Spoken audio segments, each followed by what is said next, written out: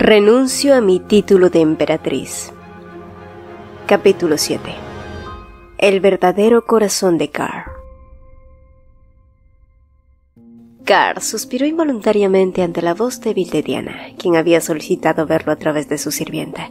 Sin embargo, la voz que antes le había parecido dulce, ahora le resultaba molesta. ¿Y qué era esa sensación de incongruencia? Diana entonces se acercó a él y tomó su mano con cuidado. Los médicos aún no le habían entregado un diagnóstico definitivo, pero ella no podía esperar hasta entonces. «Su Majestad, nuestro hijo podría estar creciendo aquí», susurró con voz emocionada. «Dicen que todos los malestares por los que no me he sentido bien últimamente es por los síntomas del embarazo», dijo colocando la mano de Car sobre su vientre, y en esos momentos todos los movimientos de Car se detuvieron. Su expresión era terriblemente fría y al notarlo, el rostro de Diana se congeló, incluso casi olvidó cómo respirar. Llamándolo con voz temblorosa, Diana sintió cómo él retiraba lentamente la mano en su vientre. Su actitud fue tan insensible que ella pensó que había cometido un error. Esa fue otra reacción que jamás había esperado. Las lágrimas que fluyeron se secaron mientras le respondía que, en un mes, el médico volvería a escultarla. Después de eso, el hombre que supuestamente la amaba, asintió levemente y se giró sin dudarlo. El desconcierto golpeó a Diana con fuerza. Su corazón latía tan fuerte que le dolía el pecho. La madre de Car, Beatriz, nunca había sido reconocida como la madre del emperador, ya que tan pronto como nació su hijo, la emperatriz se lo arrebató, así que nunca pudo ver a su propio hijo hasta que éste cumplió los 6 años. Car siempre había crecido sintiendo pena por su madre biológica, así que Diana pensó que su trato hacia ella al quedar embarazada sería totalmente diferente. Y entonces, Diana se percató erróneamente de una cosa. ¿Por qué Car, cuando llegó a ser emperador, nunca reconoció a Lady Beatriz como su verdadera madre? No lo había hecho, incluso cuando pudo hacerlo. En otro lugar, el duque de Spawn miró a Lennox con ojos agudos, como si recordara una historia vieja.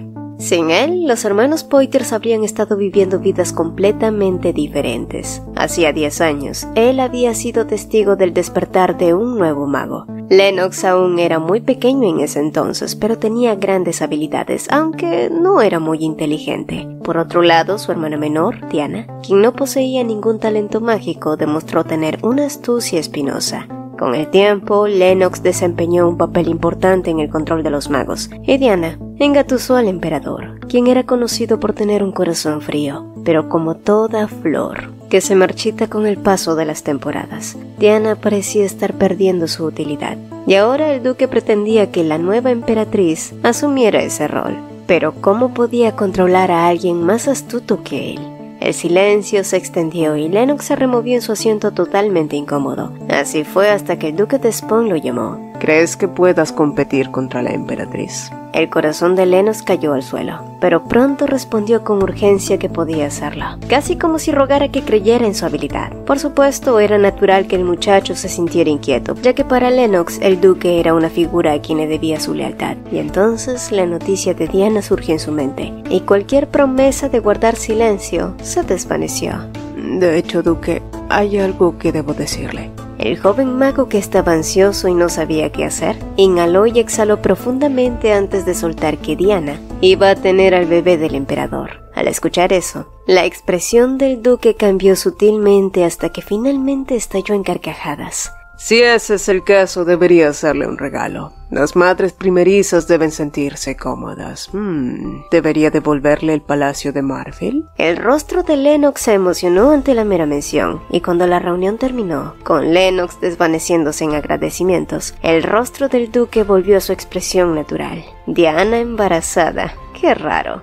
El duque sabía perfectamente que el emperador era un hombre muy acomplejado con su linaje, así que jamás consideraría tener un hijo con una mujer cuyo estatus no era tan noble. Sabía perfectamente que el médico le había estado suministrando ciertos anticonceptivos, así que esa chica no podía estar embarazada. Bueno, siendo un embarazo o no, fuera el hijo del emperador o no, Diana había creado una oportunidad para él, y ahora lo único que tenía que hacer era presionar a la emperatriz.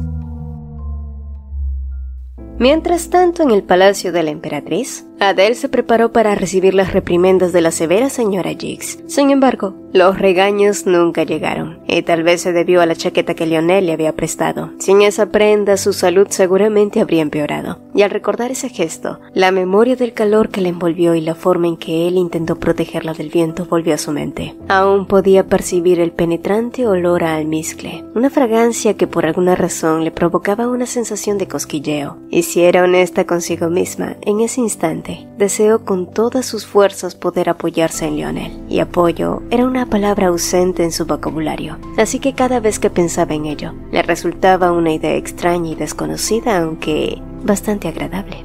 La señora Jiggs, que peinaba su cabello entonces, preguntó cuidadosamente dónde había estado. En respuesta, Adele le explicó que había ido a ver al duque de Spon. La anciana no preguntó sobre sus asuntos, pero sí le dio un consejo. Debía tener cuidado con el duque de Spon. Él no era un hombre de confianza. También le advirtió que desde un principio él había sido el patrocinador directo de los hermanos Poitier, y como si le diera peso a sus palabras, pronto entró una doncella con un documento, el cual informaba que el palacio de Marfield sería alquilado por un tiempo indefinido. Adele pensó que un nuevo dolor de cabeza la atacaría, pero como si fuera algo natural, el primer pensamiento que vino a ella fue Lionel. ¿Y desde cuándo Lionel se había convertido en la primera persona que Adele pensaba cuando una situación se volvía complicada? Cuando estuvo en Gottorp nunca había necesitado de nadie, pero dejando de lado esos pensamientos, pronto le ordenó a la señora Jiggs que llamara a Lionel Baldur. Desde que Lionel se había convertido en asistente de la emperatriz, había estado recopilando información sobre lo que sucedía en el palacio sin perder ningún detalle. Era un hombre muy competente y realizaba sus tareas de una forma muy natural, por lo que no fue de sorprender cuando sacó a relucir el tema del palacio de Marfield primero, y tan pronto había escuchado sobre el rumor, había investigado a fondo. Lennox Poitier se había reunido con el duque de Spon, y después de eso, había ido corriendo a las oficinas de administración y finanzas para solicitar el alquiler del palacio de Marfield. ¿De dónde había conseguido esa absurda cifra de dinero? Del duque, por supuesto, quien casualmente era quien controlaba el Ministerio de Hacienda. Así es. Todo el sistema estaba podrido y corrupto. Mientras el pueblo y su gente se moría de hambre, los políticos hacían de las suyas. ¡Qué novedad! Sin embargo, ¿por qué el duque se estaba tomando esas molestias? ¿Y por qué lo estaba haciendo en secreto? Sin duda, debía tener algo que ganar. Lionel, que le había estado explicando la situación, se quedó en silencio. Y Adele comprendió que ese silencio era más una consideración hacia ella. Pero a diferencia de su boca estoica, sus ojos azules estaban llenos de preocupación y buena voluntad que Adele no tuvo que adivinar. Diana Poitier está embarazada, afirmó ella. Y no había por qué colapsar por un asunto tan trivial, aunque la amargura era inevitable. En cualquier caso, desde su llegada, su posición ya tambaleaba. Así que, ¿qué era una raya más al tigre? Está bien, preguntó Lionel, que examinaba el rostro de Adele como si fuera él a quien le habían echado sal a la herida. La sensación de derrota que lo había estado atormentando volvió a hervir dentro de él. El deseo desesperado de ayudarla siempre parecía convertirse en una ilusión, así que apartó la mirada sintiéndose impotente, otra vez. Adele, que no quería verse frente a él como una mujer pisoteada, organizó su mente y sonrió. ¿Por qué no lo estaría?, respondió ella. Los rumores se extendieron rápidamente por todo el mundo social, tanto el alquiler del palacio de Marfield como el embarazo de Diana. Los pasos de Carr, que se encaminaban hacia el palacio de la emperatriz, se aceleraron gradualmente, anticipando cómo lo recibiría Adele al verlo. Seguramente lo saludaría con su típico semblante frío. ¿Estaría enojada? ¿Frustrada? ¿Triste? Adele Ulrich ya debería saberlo mejor que nadie. La única persona en la que podía apoyarse en esos momentos era él, no Lionel Baldur. ¿Qué ayuda podía darle un simple ministro que la llevaba a ver a la gente común en los alrededores? Las comisuras de su boca se elevaron. Él la llevaría a un jardín lleno de flores. Y estaba tan obsesionado con poner a la mujer en la palma de su mano, que sin darse cuenta, era él quien la empujaba más y más allá de la zanja. Y mientras seguía avanzando, de repente pudo divisar la imagen de Adele en su balcón. A estas alturas seguramente la noticia ya había llegado a ella, pero la mujer seguía mostrándose solemne como si nada le afectara. Para él, La imagen de la emperatriz era un objeto de envidia, admiración y odio. Eran emociones impresas que siempre habían estado arraigadas en su corazón. Pero un día, esos sentimientos subieron y subieron a la superficie y lentamente fueron desvaneciéndose. Car, que no pudo soportarlo más, llamó a Adele a la distancia. Ella bajó su mirada para mirarlo y cuando sus ojos dorados lo alcanzaron, Car sonrió brillantemente sin siquiera darse cuenta. Ese fue su verdadero corazón. Adele se sentía incómoda. Después de que se habían sentado, Car no dejaba de mirarla persistentemente, como tampoco había dejado de sonreírle, aunque lo cierto era que Adele no entendía lo que intentaba transmitirle con eso.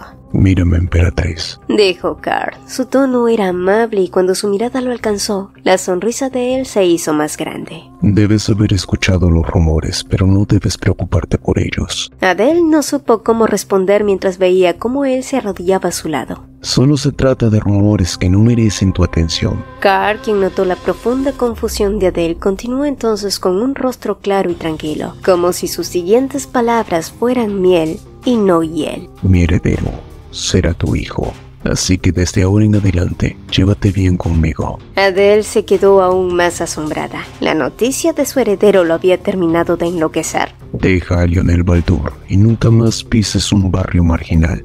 Esos no son lugares para una mujer como tú». Ante las insensibles palabras de Car, ella preguntó si él alguna vez había estado en un barrio marginal, y a su pregunta, él asintió con el ceño fruncido. «Un día nos libraremos de esos lugares». Pero Car no se refería a aliviar el dolor de la gente que vivía allí, sino a purgarlos. No son los barrios marginales los que debes destruir, son las torres. Esa gente vive allí porque perdieron su hogar y sus familias a causa de las torres. En esos momentos, el emperador recordó que esas palabras fueron casi las mismas que Lionel dijo en la reunión de consejo, y su expresión, antes amable, se volvió fría. «Fue Lionel Baldur quien dijo que dijeras eso». ¿A qué venía eso ahora? Adele trató de razonar con él y explicarle la situación social, pero nada de lo que ella dijo penetró en los oídos de Car. La imagen de Lionel Baldur se había superpuesto en su mente confusa. Desde que tenía uso de razón, Lionel siempre había sido una espina clavada. La misma ex emperatriz lo elogiaba abiertamente y promovió el compromiso de su hija Elizabeth con Theseus. Incluso dijo alguna vez que hubiera deseado tener otra hija para poder comprometerla con Lionel, pero fueron esas palabras lo que fue alimentando sus sentimientos complejos, y con el tiempo, estos estallaron en ira, porque nobles altivos como los hermanos Baldur jamás inclinarían la cabeza ante él, sabiendo más que por sus venas corrían sangre plebeya, así que lo único que le quedó fue hacerse con el poder, y fueron las torres su principal fuente. Adele, que no podía creer la obstinación de Car, se indignó. ¿Cómo podía ese hombre usar la tragedia y catástrofe como fuente de poder? ¿Qué había de la gente? Personas honestas que vivían el día a día y pagaban sus impuestos para vivir en un lugar mejor. ¿Qué podría debilitar más su poder que ahogar a su propia gente? Adele realmente no quería odiar a Car. Quería al menos hacer las cosas bien en Edgemont y cumplir con sus deberes como emperatriz, así que lo intentó una vez más. Por favor, elimina las torres, yo te ayudaré. Car, que había estado con su mirada perdida, levantó su rostro en silencio, mientras Adele esperaba ansiosa su respuesta. Pero cuando sus ojos se encontraron, fue claro que Car no había comprendido nada. «No pienses en nada complicado, emperatriz. Te ves mejor entre flores. Pero si tanto insistes, la próxima vez que una torre baje del cielo, te enviaré al frente y podrás verla». Car pensó que si seguía presionando a Adele, ella finalmente se doblegaría ante él. Entonces esa tonta idea de derribar las torres desaparecería de su mente y de sus labios. Pero los ojos dorados de Adele nunca temblaron. De hecho, nunca esperó nada de este hombre. Asimismo, en otro lugar, la emperatriz de Gotroth reflexionó en las últimas noticias. Caín, Nox y Gibelino Luan habían partido en secreto hacia Edgemont. No había que ser adivina para saber cuál era la razón ni de quién venía esa orden. Lucio era tan bueno como obstinado, y eso hizo que su corazón se encogiera. Como madre, conocía muy bien a sus hijos, y la opción que le había dado a Adele era la mejor para ambos. Adele era una emperatriz innata, pero al mismo tiempo era alguien que no encajaba en ese título. Y fue justo allí que una de las fieles doncellas le preguntó qué pasaba si la princesa regresaba a Gotroth. y casi al instante las lágrimas bordearon sus cuencas mientras negaba con tristeza. Adele había tomado 2 viales de veneno de un miembro de la familia imperial. Su decisión de marcharse era para no regresar jamás, y si un día llegaba el día de rendirse, estaba segura de que Adele elegiría la muerte antes que volver. La conocía muy bien, porque ella era igual a su hija. Un gran barco mercante se dirigía a Edgemont. En la proa, Cain Knox, con sus cabellos de plata y ojos verdes oscuros, se mantuvo mirando el horizonte concentrado en sus pensamientos. A su lado, Gibelino Luan palmeó su espada con aspereza mientras le decía: Si antes de irse hubieras revelado tus sentimientos y suplicado, ¿crees que se habría quedado? Cain se ahorró su respuesta. Decirlo no habría cambiado las cosas. De hecho, innumerables personas le rogaron que se quedara, pero ella los ignoró despiadadamente y se marchó. Sí, todo había sido por un bien común. Gibelino suspiró sin rastro de alegría. ¿Crees que se alegre cuando nos vea? ¿Crees que podamos convencerla de volver? Cain reflexionó de nuevo en las preguntas de su amigo. Ellos no estaban en su objetivo para hacer feliz o infeliz a Adelaida, pero algo de lo que sí estaba seguro era que la única forma de que ella regresara a Gottorp era si la destronaban en Edgemont. Cain volvió a fijar la mirada en el mar sereno, sabiendo que al final de ese viaje volvería a encontrar otra vez a Adele. La señora Jiggs miró a través de la ventana a la espalda de la emperatriz, quien se alejaba con un paso ligero. La ansiedad y la preocupación tiñeron sus aventajados rasgos, sobre todo porque cuando veía a Adele, muchas veces no podía evitar la trágica historia de amor entre Elizabeth y el mayor de los hermanos Baldur, Theseus. A pesar de ser un matrimonio arreglado, la relación entre ellos no fue mala, por lo que cuando supo que se divorciarían, la señora Jiggs se sintió muy decepcionada. Más adelante, la anciana comprendió la razón. El duque de Spon y el emperador habían elaborado un proyecto de ley para privar la autoridad política al consorte de la princesa, y cuando ella se enteró de esto, audazmente solicitó el divorcio y huyó de la capital como si la persiguieran. La señora Jiggs, viendo cómo la espalda de la emperatriz se hacía cada vez más pequeña, se preguntó entonces qué le depararía el futuro a esa solitaria mujer. A medida que el sol se ponía, el viento se hizo más feroz, pero no tanto como la ira que bullía en su interior tras recordar su última conversación con Carr, a quien simplemente no le importaba su gente y decidió dejarlos de lado. El sol que apenas colgaba en el cielo arrojaba su luz rojiza. Sus ojos dorados se mantuvieron en el suelo con cada paso y reflexión. Fue entonces que una sombra enorme se proyectó en su camino y cuando alzó la mirada, la ira se desvaneció en un instante y otro tipo de emoción lo reemplazó.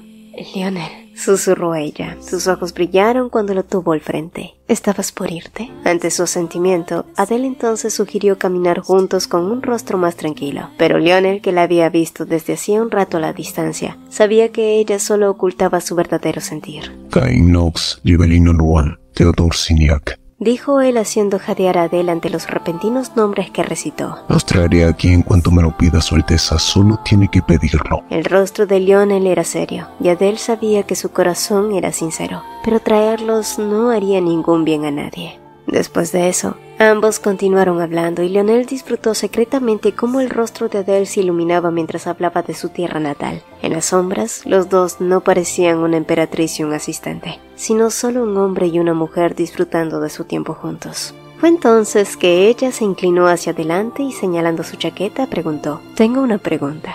¿Qué clase de perfume usas?» Lionel parpadeó sorprendido.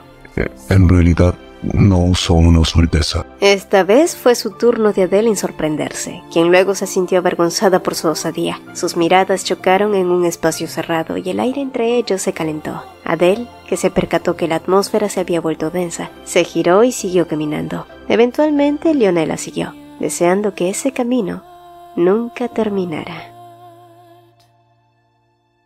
Mientras tanto, en otro lugar, Diana, que no podía soportar más el tortuoso silencio, acarició su vientre mientras hablaba alegremente de su bebé, pero Carr siguió en silencio. Ese mismo día ella volvería al palacio de Marville, pero el emperador seguía actuando con una indiferencia desesperante. ¿Podría venir a visitarnos, su majestad? Los niños necesitan el amor de sus padres, ¿no cree? Pero el silencio siguió siendo su respuesta. Su majestad Por favor, no me abandone a mí ni a nuestro hijo. Y finalmente Diana obtuvo una respuesta de Car, quien saltó de su asiento con movimientos bruscos y gruñó que estaba harto de escuchar siempre esas mismas palabras. Mi amor debería ser suficiente para ti, maldijo él, pero tan pronto él escupió esas palabras, Diana también replicó. Me ha dado su amor últimamente. Desde que llegué aquí, ¿cuántas veces me ha visitado? ¿Por qué?